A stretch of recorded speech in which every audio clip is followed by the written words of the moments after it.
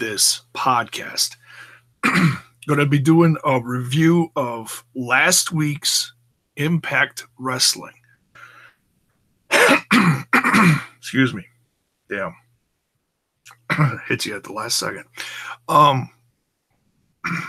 This was a good episode. Lots of stuff going on in Impact Wrestling right now. Between all the stuff that happened at WrestleCon and the stuff building up to Redemption, there's no telling what can happen to the future of Impact Wrestling with all the little crossovers going on between Lucha Underground and now House of Hardcore.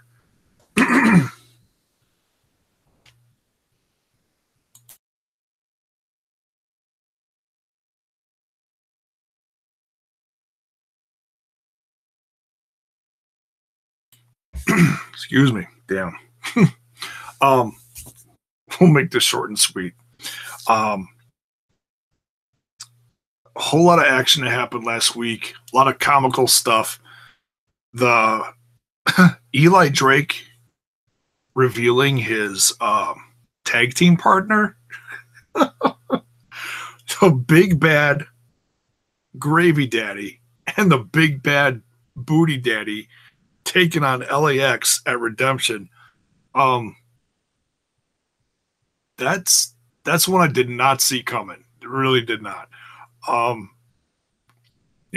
sure some people looking at spoilers and stuff knew this was coming, but I really did not see this coming. So hey, it is what it is.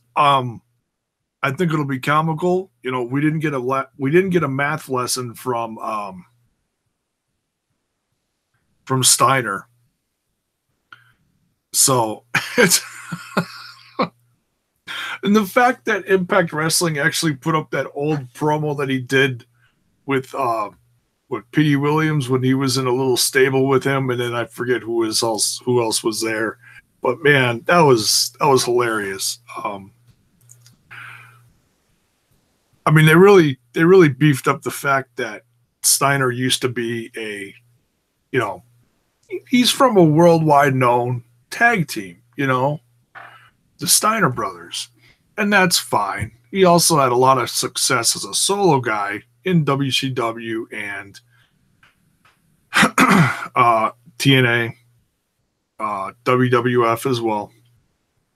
So, I mean, he is a veteran. I think this match can provide some comedy, also with some decent action. It'll be interesting to see how much he really does with Drake.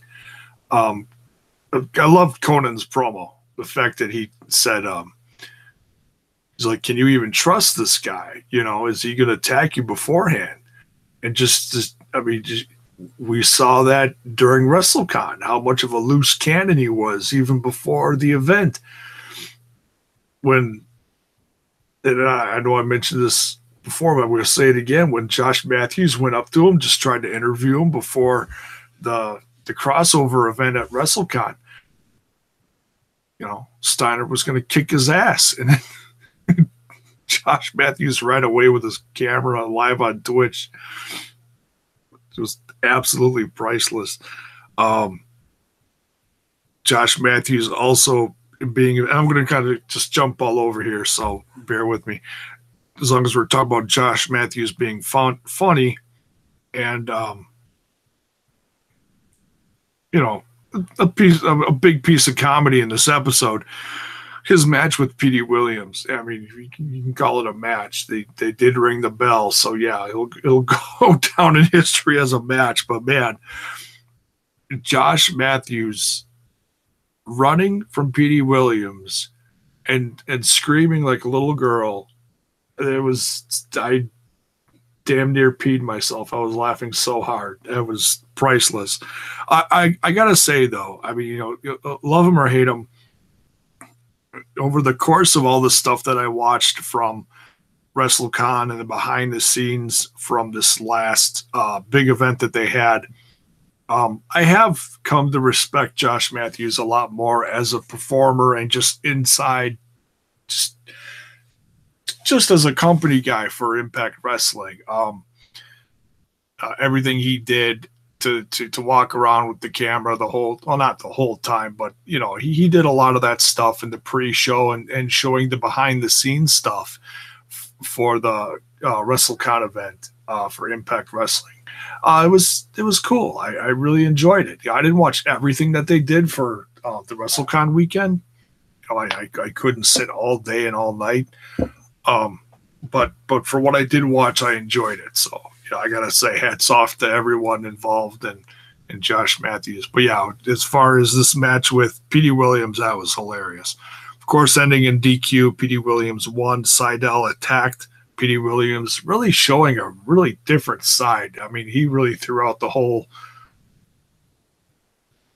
what is that, the centering of the chi? I think his chi was broken. Seriously. Big time. Kind of like how my voice is right now, so I am apologizing. I'm going to try to wrap this up soon. It's just, I don't know, it just hits out of nowhere. You think you're good to go, and then good old voice attacks you. Match between Sami Callihan and Moose was really good. The matches that I saw here were decent. They were the ones I liked. I certainly wanted to see more out of this, but it was a good one. This one certainly turned into quite the free-for-all when Eddie Edwards showed up. The rest of OVE, the Chris brothers showed up, attacking Eddie Edwards and Moose. Alicia Edwards even getting involved. And then the lights go out and Tommy Dreamer shows up, and he got quite the pop. That was a pleasant surprise. I did not see that coming. Although I did hear that he has been working behind the scenes at Impact, and the fact that they announced the first House of Hardcore match between Tommy Dreamer, Moose, and Edwards against Sammy and OVE. That's gonna be nuts. I mean, that's gonna be a lot of fun. I know Tommy's said recently he doesn't have a lot of time left in the world of professional wrestling, but man, is this gonna be his last hurrah? I don't know, but it's gonna be nonetheless very fun to watch. Eddie Edwards hopefully finally gets some revenge with the little help from his friends. What's up, Andre? Excuse me. In the chat, he says, I was surprised Drago and Arrowstar was the last match announced. I was expecting it to be Valkyrie versus Rosemary. Yeah, you know what? I would have loved to seen this Demons Dance match actually be a part of Redemption on Sunday. That is another one from this episode that I would have loved to see last a little longer.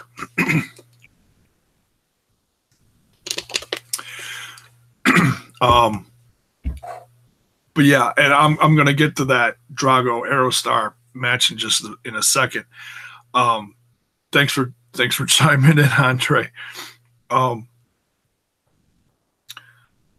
So yeah, that House of Hardcore match, just a sign of companies working together, and just to show how unselfish Tommy is to share his wealth of knowledge in professional wrestling, whether it be, hey, let's do this hardcore stuff, or just helping evolve a company that is obviously growing again, like Impact Wrestling. It's a huge dose of unselfishness, in my opinion. So the fact that we're getting a little bit of Lucha Underground / AAA, Impact, and House of Hardcore all in one thing for Redemption is just turning out to be quite the show. It really is. It's incredible just to show how pro wrestling companies can grow together, and it's, you know, like I'll quote him again. Billy Corgan said, "We're entering another golden age of professional wrestling." This is a perfect example of it. What else is going on here? We had a 6-man tag. It was some comedy, but some fun stuff. We had KM and the Cult of Lee, Trevor Lee and Caleb Conley against Falaba, Richard Justice, and Tyrus. Tyrus's team coming out with a win here, trying to knock out the shaming of the of Cam and the other guys. So that was short but sweet. You know, it was fun to see Tyrus out there. We'll see what's next for them coming up around the corner. Then the Demons Dance, like I said, I would have loved to see more of this, but they got a little bit of everything. They got a little bit of chairs. They got a little bit of they used the ladder in there, some tables. Tables obviously used in the finisher with the pile driver through the table. Lot of action. It just shows how good Ty has really evolved over the last several years in her wrestling, and Rosemary's such a great worker. But these two have a really good chemistry.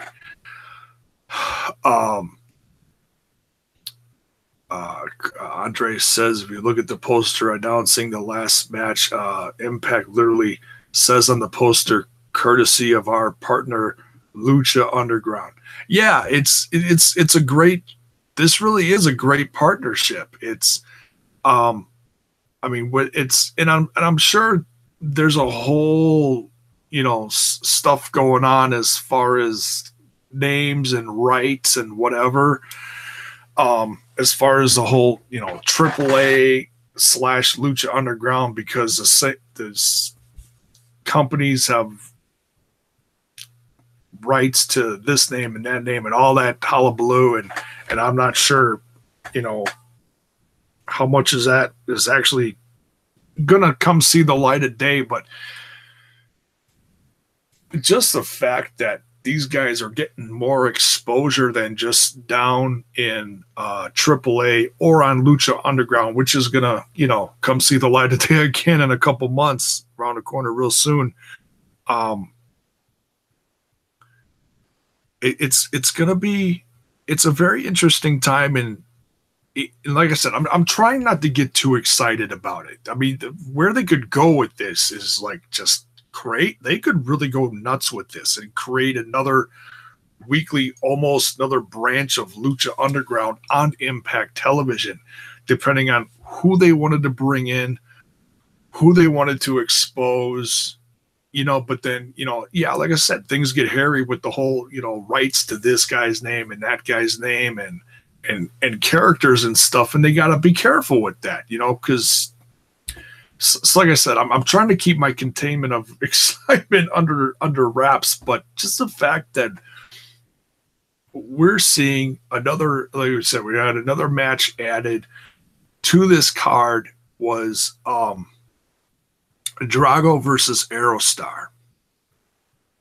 That's incredible. I mean, we have not. This is going to be Arrowstar's debut. And you know, we've seen Drago before as part of the what was it, the X Cup, and that was a blast watching. You know, I got to go back. I know I missed a few episodes and a few matches of his in there. But Drago is such an incredible worker, and his ring gear is so badass to boot. You know, and he was, you know, had another great match in the crossover event. So, and Arrowstar is as simple as it is. He comes out with that, you know, can of whatever, and then just lights it on fire with the whole big torch of flames and whatnot, like a little handheld flamethrower. Man, kids, don't try this at home. But it comes off great. He also did it. He did it at WrestleCon too, and he does it everywhere he goes now. It's a blast. Well, it's going to be interesting to see if he does this at Lucha Underground season 4. I can't wait to see it if he does. But maybe he'll melt the ice temple a little. Melt the ice temple. So yeah, I'm really excited for this event. Of course, we got one more go home show, and the fact that the fact that they've had to rework all this, but it's turned into such a better card between companies working together, and now with what we saw early on Andre's channel, what looks to be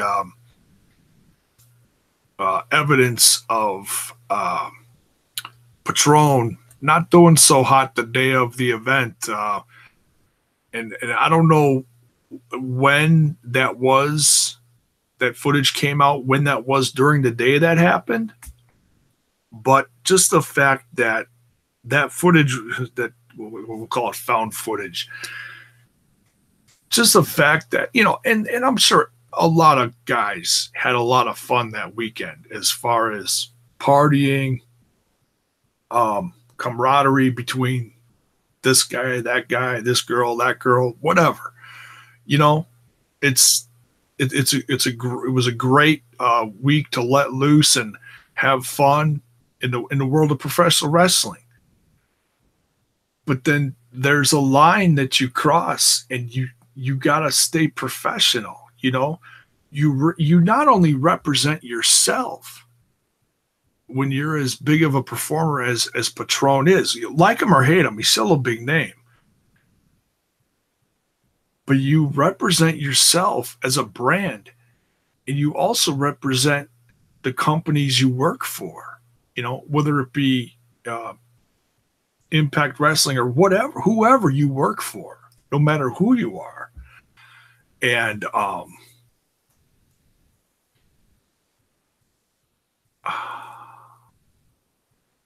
it's sad. I know I talked a little bit about this before in another video, but the guy looks like he's in a bit of a downward spiral, and he needs help. And do I want to see him perform different places? Yeah, I do. I think he's still got. I think he still can be a worth to some brand out there or some company. But man, if you're he says he couldn't do it because of a family thing, and that's okay. But if you're dealing with family issues and you're partying and you're trashed the same day of a huge event, yeah, I don't think you can claim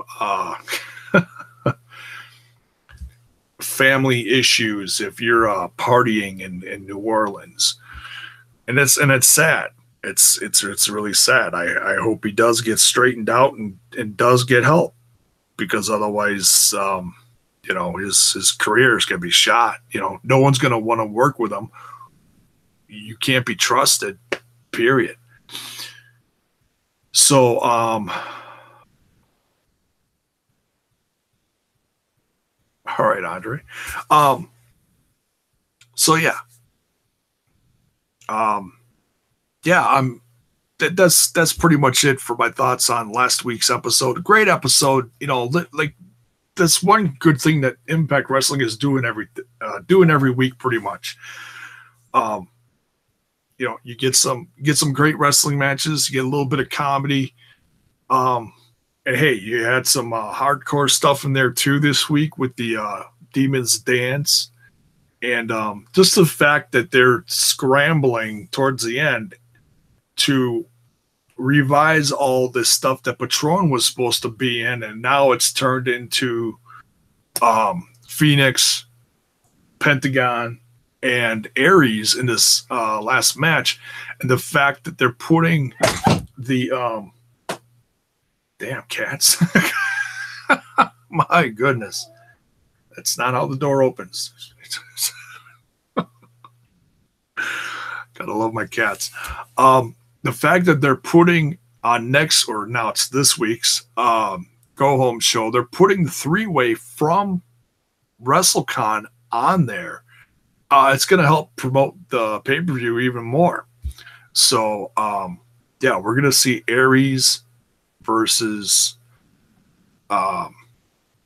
Pentagon versus Phoenix. And it was a great match. So, and I can't wait to see, now they're going to be on a bigger stage to put that on a pay-per-view and do it again for the championship. I can't wait. I'm really stoked for it.